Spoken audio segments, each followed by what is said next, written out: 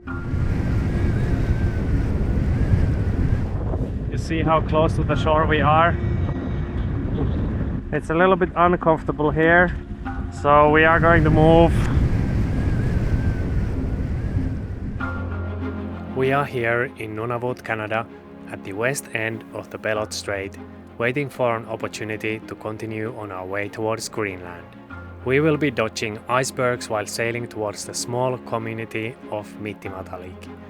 This is part of our attempt to sail the Northwest Passage from Alaska to Greenland, a total of 5,000 miles in some of the most remote areas on the planet.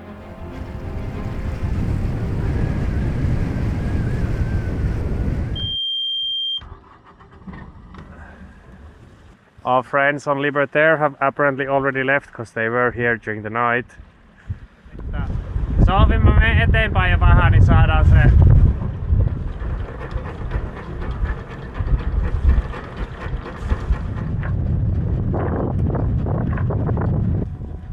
Yeehaw! That was a little bit of a sporty escape. It was so compact, this anchorage, that if your anchor winch suddenly stops working or something and you are kind of like dragging the anchor around or something like that, that would have been really uncomfortable. But now we are good. This here is Molly. They are also doing the Northwest Passage and they have just caught up with us. They were behind us until now. Alkaa olla vähän meininkiä.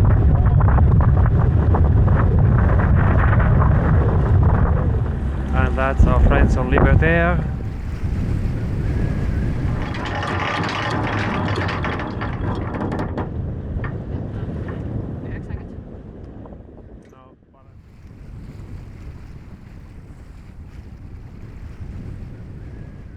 Me from Libertaire.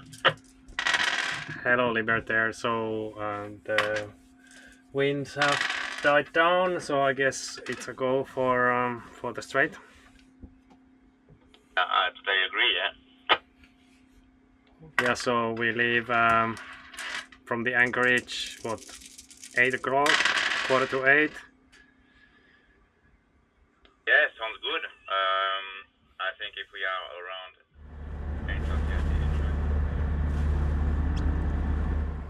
There's Libertaire, and there is Molly over there already waiting for us.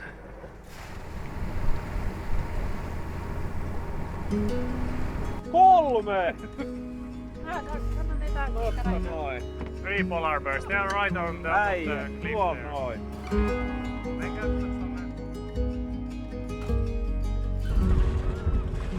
We stare at each other for a long while, two worlds very wide apart, and even though we might think that we can interpret their behavior, it is actually impossible to know what these bears were thinking.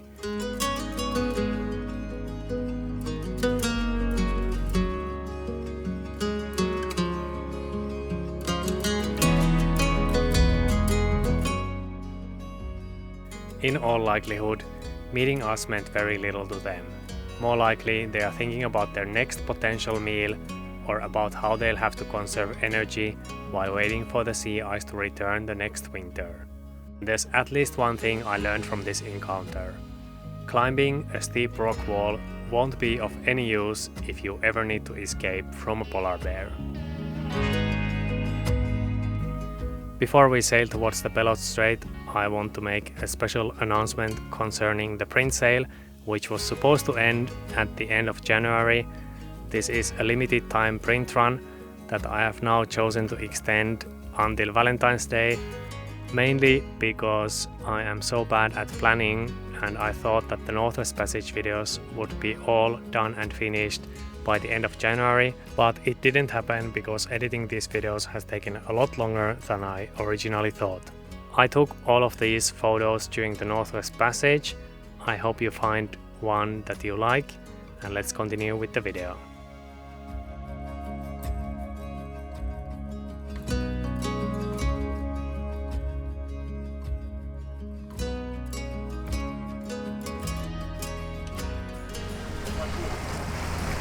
Kuutama noin.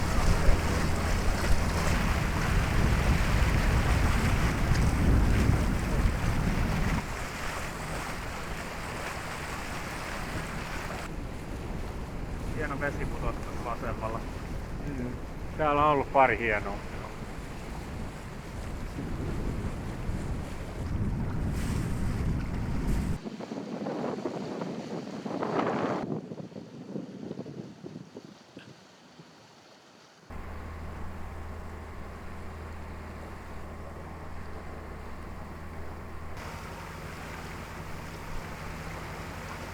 I will show you why this place is infamous. So the Bellot Strait, if we zoom out, is the one that connects these two really big sounds together. And here in Prince Regent Inlet, there is a big tide here, and on this other side there's almost no tide. So that means that this area or this strait gets some erratic currents, and the place where we are going right now, where it gets pretty tight and shallow on both sides, and then there is a rock here called the Magpie Rock. This is the worst place, and if there is any ice, it will be going back and forth with the current. And this is the only place where in the modern times, so to say, a private leisure boat has sank. It was an ovni, an aluminum boat much like ours that just got swept into ice flows and got compressed and pushed so hard that the hull was cut open. Luckily enough, all the people, they rescued themselves onto an ice floe, so they were on an ice floe drifting around for a while until they were successfully, I think, picked up by a Coast Guard helicopter coming from one of the icebreakers or something like that. They did get rescued, but the boat sank very close to where we are right now. This is where we pass the zenith point, the northernmost point of the continental Inuit Nunangat and North America. It is a major milestone and calls for a celebration. Go east! Go east! Go east! Oho, 9,8 knotsia. Meneekö? Okay, we are doing 10 knots here. Tätä on So there is some current here. In the end, the strait did live up to its reputation. We had tried to time our arrival to this choke point at slack current, but there are no official current tables and the currents are hard to predict. Some eddies and swirls over here, but not really huge compared to the amount of current. And of course, most importantly, absolutely no ice here. So that is really good. That's the Magpie Rock over there, the one that you really want to avoid.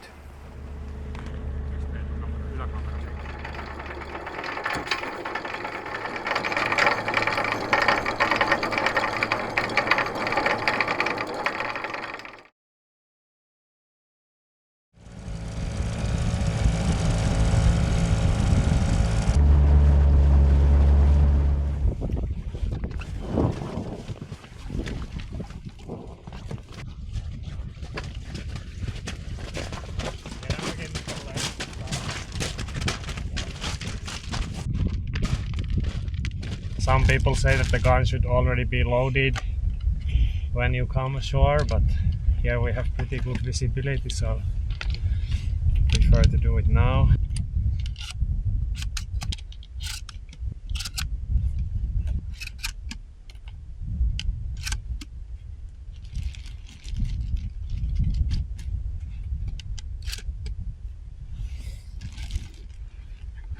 Mitä luulitteko, nähdäänkö nalleja tänään?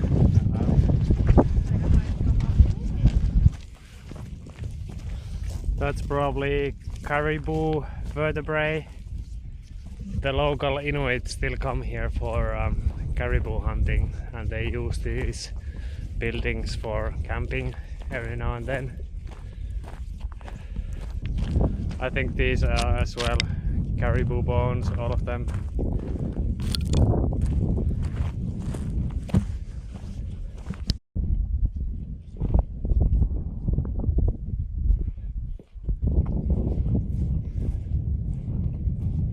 So these are the two buildings that are still standing.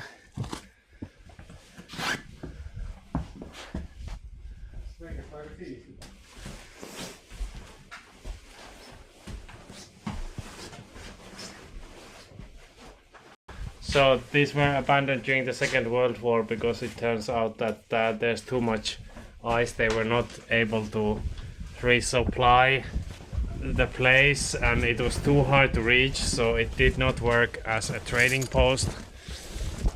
And the icebreakers back then couldn't reach it for resupply, so in the end they evacuated the Westerners by a plane. And the Inuit who lived here, they also relocated further south to Taloiak, I think is what the place is called.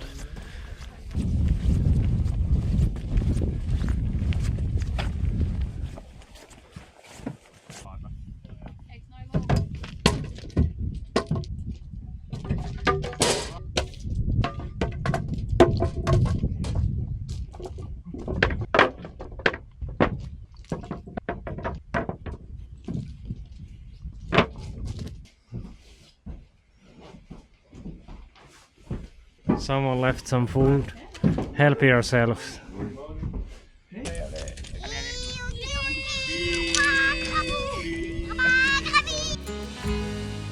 Only a few boats travel the Northwest Passage each year.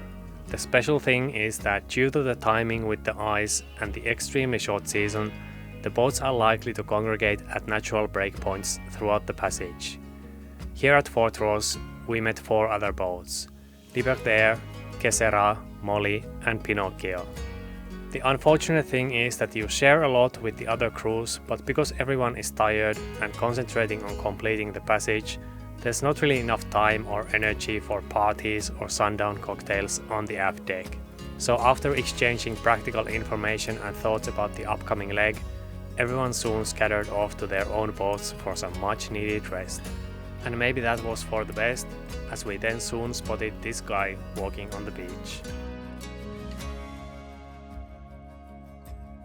This bear was very interested in the fuel barrels that I believe are here for the Coast Guard helicopters, so that they can refuel and extend their range in an emergency. This automated weather station was also of particular interest, but unfortunately none of it was digestible.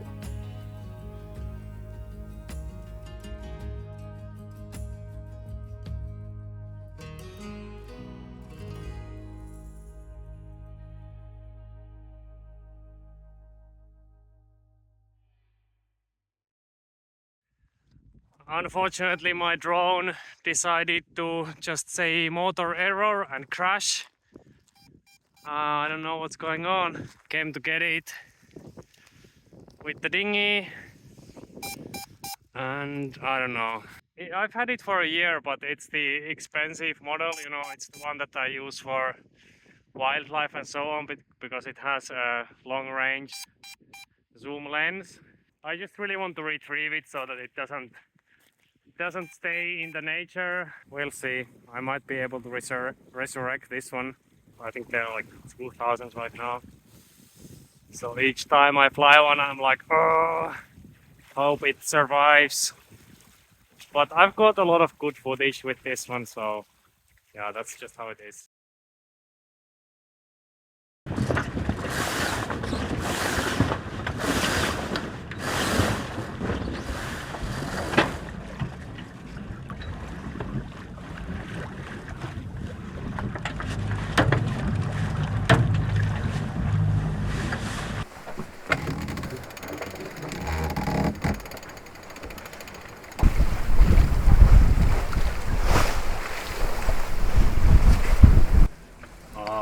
Nam nam. Puuroa. Siitä se päivä lähtee käyntiin.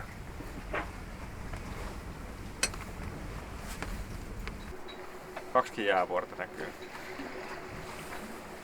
Oho.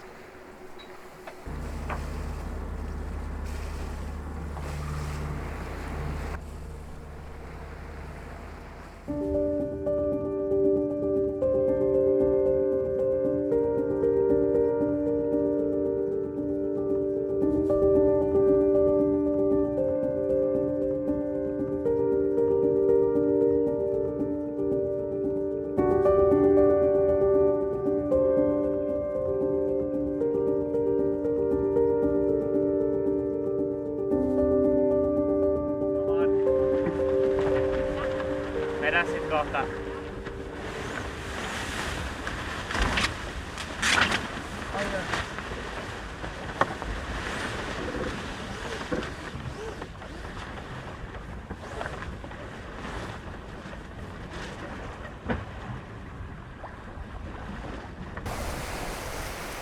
Here we go. Nice sailing right now. Just need to make sure that we don't run into any of these icebergs here, because there definitely are a few of them around, and it's the smaller ones that worry me because we are not seeing them so well. Are they big or are they small? To our untrained eyes, out here on the open ocean and without any good reference points, the scale of the icebergs is impossible to estimate. We try guessing our distance from the bergs that we see before checking our radar for the actual number, and we are usually wildly off.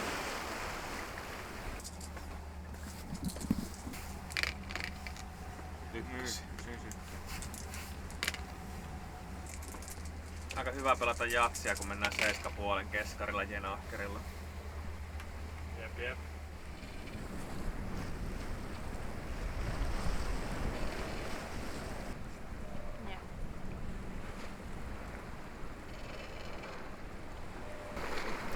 So all that ice is coming from the huge icebergs that are probably grounded over there on the other side of the inlet.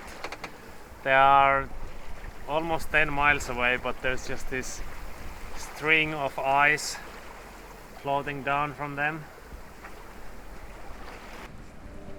In the previous videos we were dealing with large amounts of sea ice, and the question often was whether we would be able to get through.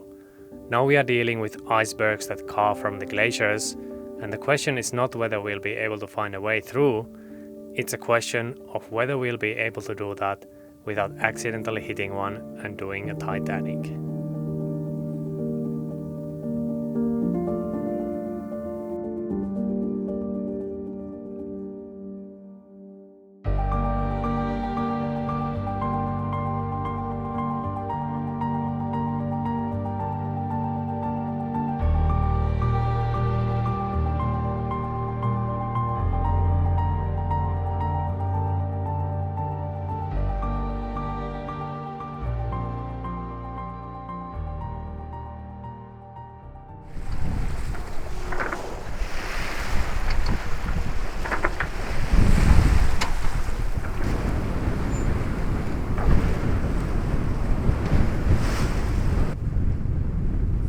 Business. Putti has put his glasses on. Yeah. Now I can see icebergs. So now we are past the Bellot Strait, which is kind of like the mental midpoint of the trip. Now that we are past that, we know that no matter what happens, we have to make it to Greenland pretty much. The good thing is there's not gonna be any more serious sea ice in front of us, so we should have no problems finding enough open water to make it to Greenland. But now all that remains basically is to just not fuck up and run into an iceberg or some kind of floating ice. And obviously when it's dark it's harder, or actually it's still gonna get darker, but we're keeping a double watch, and then probably in half an hour or so we'll get rid of the Genoa altogether and slow down to 4.5 knots, maybe 4.5 to 5 knots, just in case we do hit something. Then it'll be a much smaller bang. Bang, bang, bang, bang.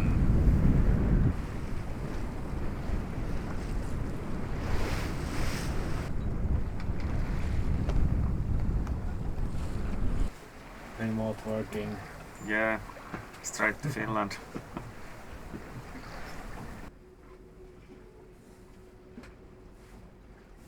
Then finally, on the third day after leaving Bellot Strait behind us, we had our first real breakage of the trip.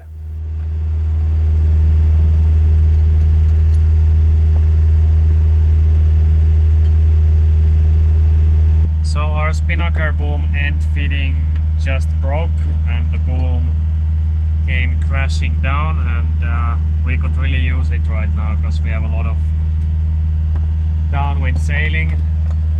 This part is just made out of cast aluminum and it is very weak, so we have to find another solution for this.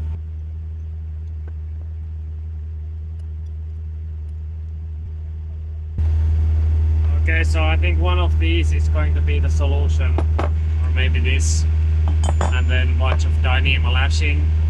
Just need to modify these a little bit.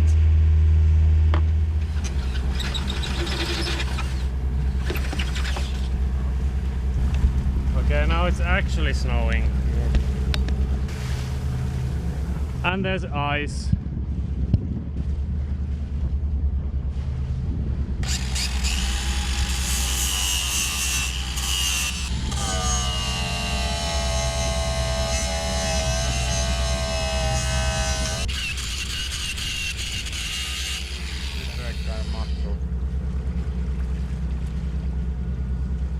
We have this kind of ready, now we just need to lash it on and hope that it works.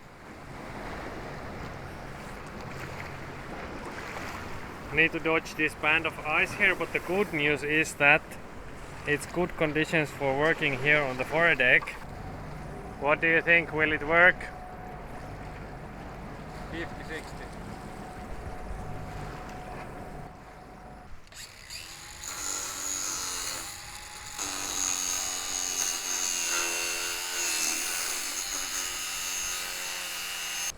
Eikö tää itse asiassa pronssia? No niin näkyy siellä.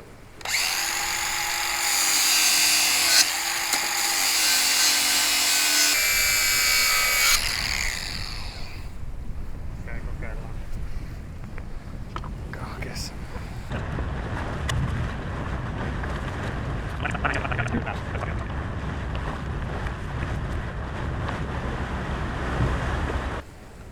So this is what it looks like now with all the lashing, and I think it's gonna work fine. The lashing is just to stop this from banging into the fitting. Should work for a couple thousand miles at least, but we'll let you know how it goes once we start using it. Now we are on a beam reach, so we don't need it. The landscape is starting to get more mountainous.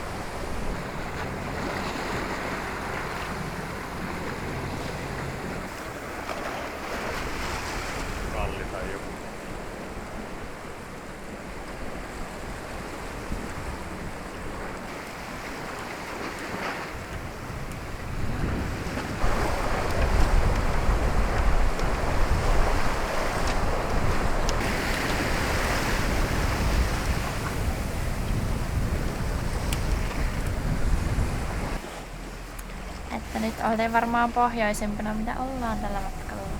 Mikä latitudi? No, ehkä sillä oli 73-54 about.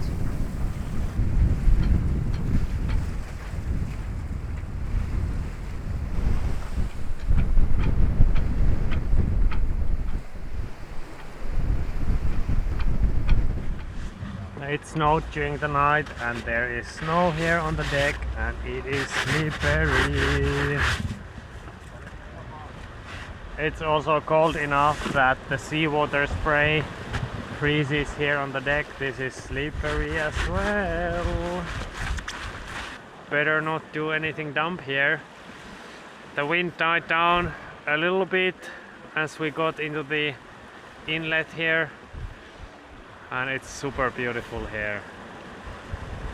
Really big contrasts, but this is the kind of scenery where it's beautiful, but it also just like screams that don't screw up here, because if you do, you're gonna be actually really screwed. Taitaa tuolla tällainen pikkuinen lumikuuro vihotella. Yöllä meikän vuorossa tuli tommosia kuuroja vaan ja takakantti oli lumesta ja pitää tukia töitä.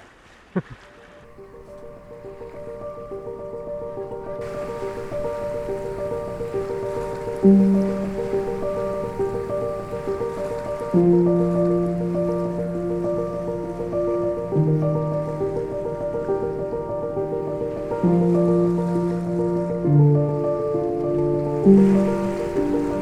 We've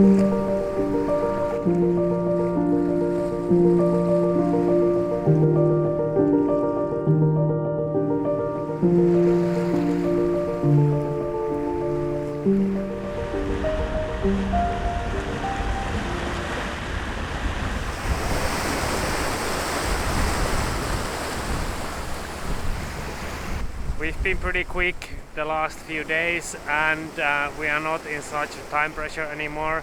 So we will head into this anchorage, in this really cool looking anchorage before going into Matalik, also known as Pond Inlet, and then onwards to Greenland. So we have a little bit of time to check out the nature here and go and do some hiking and so on. It is a narrow and a shoal channel through the mountains, so it's going to be interesting once again, but should be okay. It's also a leeward shore, the channel itself, so that's not so great.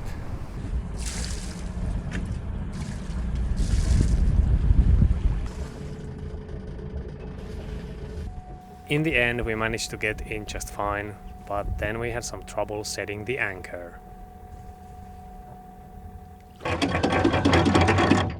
Okay, that's why the anchor wasn't holding at all.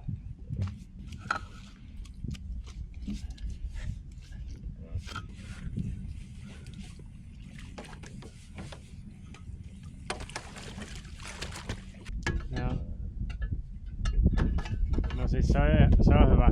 It's good, it's good.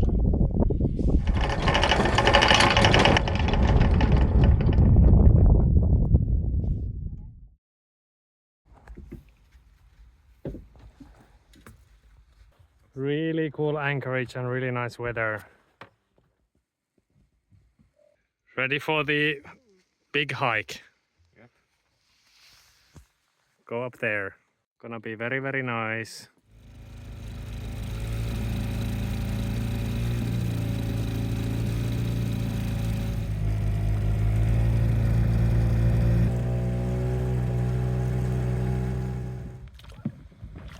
No niin.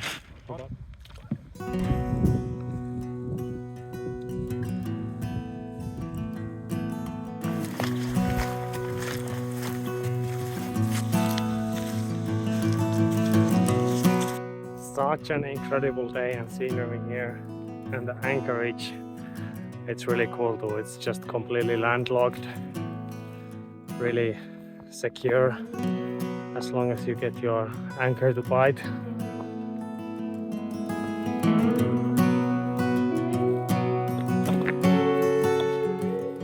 Some huge icebergs over there, and then this here is the channel that we came through yesterday night, and Lume is anchored there, completely landlocked.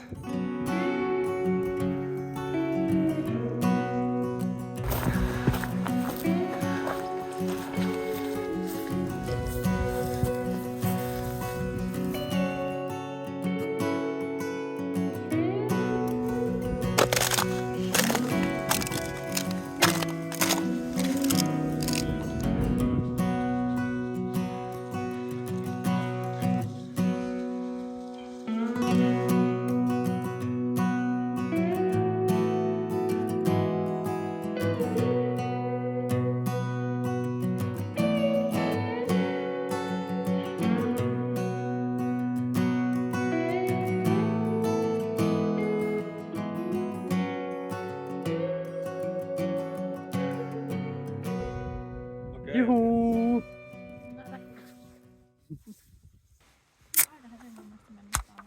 Kippis. Kippis. After a day of hiking, we had a relatively easy sail to Matalik, just around 30 miles away.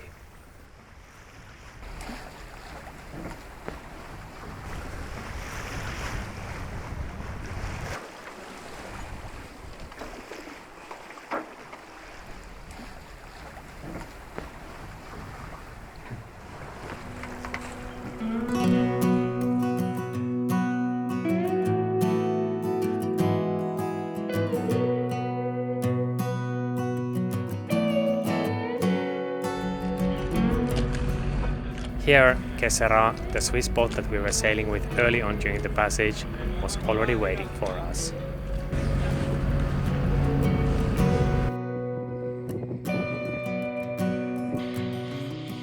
We spent around 2 days walking around Mittimatalik and waiting for a good weather window to attempt our last big obstacle, crossing the Baffin Bay, around 500 miles of iceberg-infested water.